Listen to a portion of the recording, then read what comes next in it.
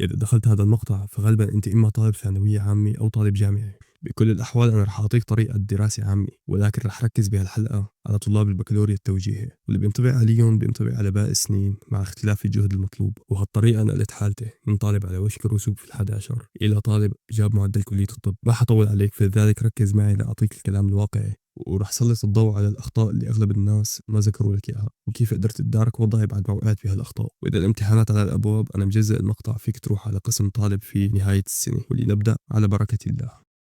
أنت اليوم دخلت جو غريب، بعرف شعورك وما حابب إحبطك، ولكن فعلا البكالوريا أصعب سنة من ناحية الضغط ومن ناحية خبرتك الدراسية، ولكنها أيضا سنة مهمة جدا. السنة اللي إذا عرفت تستغلها صح ممكن ما بس إنك تجيب علامة عالية وتدخل الفرع الجامعي اللي أنت بدك إياه، ولكن إنك تتخلص من إدمان كتير عادات سيئة وتتعلم كيف تنظم وقتك. أولا ابتعد عن حماس البدايات. أنت رح تبدأ بطاقة عالية وتاخد درس فورا ترجع تدرسه وتحفظه مثل الماكينة، ولكن بعد فترة رح تصير تراكم وتراكم تتعب. إذا ما لاحظت الخطأ خليني أحكي لك، أنت عم ترجع تدرس وتدرس وتحط كل جهدك بالدرس الأول اللي أخذته، رح توصل متعب لبقية الدروس، ومع ذلك رح تحس حالك نسيت الدرس اللي قبله وتروح حماستك وتصير تراكم. فالحل زيادة الجهد تدريجيا.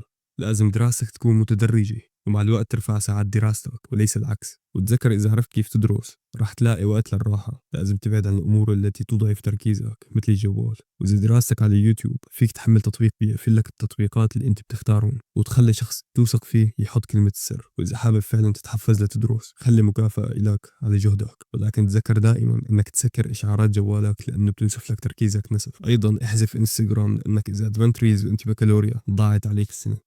ثالثا غلطة النسيان والتراكم. انت لما تدرس اول درس بدك تنتقل للي بعده، فبتقول والله لسه ما ركزت اول درس، بترجع بتعيده، فبيتراكم عليك الدرس الثاني والثالث والرابع وهكذا، بحيث انت توصل لنهاية السنة عليك دروس وما إلك حافز انك تدرس. حتى مع انه علامتي عالي ومع ذلك وقعت بنفس الاخطاء، ولكني تداركت الوضع، ولاني وقعت بهيك اخطاء اضطريت سد التراكم بجهد وساعات دراسة طويلة. الحل انك تتقدم بدروسك حتى لو ما حفظت دروسك 100%، لانه اصلا ما فيك تحفظ كل شيء من اول مرة. لازم تتبع استراتيجية القراءة المتباعدة حتى تحفظ. اذا حابب عن جد تدرس تحفظ لازم تنجز وتتقدم بحيث تخلص من هاج ابكار، وهيك انت بتكون جمعت 30% من المعلومات اللي براسك وبيرجع عندك وقت للاعادة. ولما تنهي المنهاج المرة الثانية بتبقى متذكر 60%، والمرة الثالثة ممكن تبقى متذكر 90%، وهكذا. طبعا الارقام تقريبيه، بس المهم انك ما تحط كل جهدك على صفحه واحده، لانك حتى لو حطيت كل جهدك لتحفظ المعلومات من المره الاولى رح يعلق معك 30% ورح تنساهم بالاخير. فلا تتعب حالك وانجز مثل ما عم بحكي لك، وخاصه انه تغيير المنهج لنمط اختر الاجابه الصحيحه. يعني فيك تمر على الصفحات الحفظيه اسرع، لكن حاول تستوعب وتفهم اللي عم تحفظه وهيك بتعيد المنهج. بس المهم انك ما توقع بالغلطه اللي وقع فيها الاف الناس قبلك. الخلاصه استمر بالتقدم حتى لو تركت عليك بعض الامور، بترجع بعد فتره وبترمي.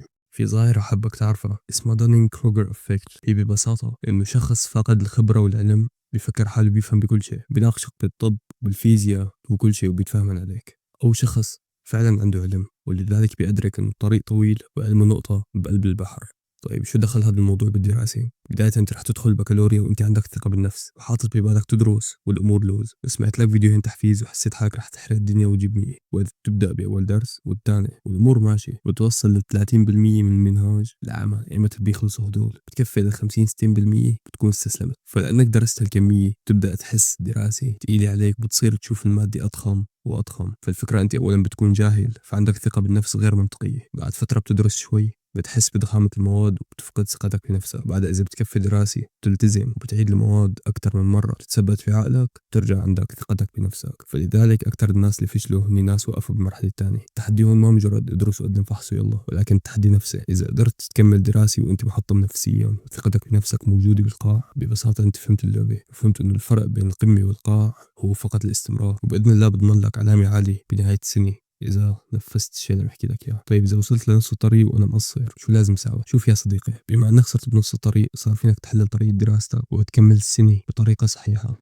لا تقارن، لأن المقارنة تعتمد على النتيجة النهائية بدون مقارنة الظروف اللي وصلتك لهاي النتيجة. يعني ممكن تقارن نتيجتك ونتيجة صاحبك بدون ما تقارن ظروفك أو ظروفه. ولا تنسى أنه ما كل الأشخاص عندهم نفس الخبرة الدراسية، لذلك طبيعي يختلف الضغط الدراسي حسب كل شخص، وطبيعي تختلف نظرة كل شخص لمادة معينة. خامسا استراتيجية الفهم والشرح. الشخص القادر على شرح شيء هو فعلا شخص فهم الفكرة. يعني حاول تشرح المادة حتى لو ما حدا قدامك، فيك تحكي الحيط. بس أنا بعرف إنه أغلبكم ما رح يطبق هالموضوع، لذلك أنا رح أعطيك استراتيجية أحسن. في حال عندك درس أو محاضرة ما فهمتها، استعمل تشات جي بي تي أو ديب سيك لتفهم وتاخذ الفكرة الأساسية، وبعدها لخص الدرس واشرحه بفهمك على دفتر، وخلي هذا الدفتر لترجع تعيد منه وقت الامتحانات. رح يختصر عليك كتير وقت. وإذا بتقدر تسجل تعريفات أو ملاحظات على نفس الكتاب اللي عم تدرس منه بيكون أحسن.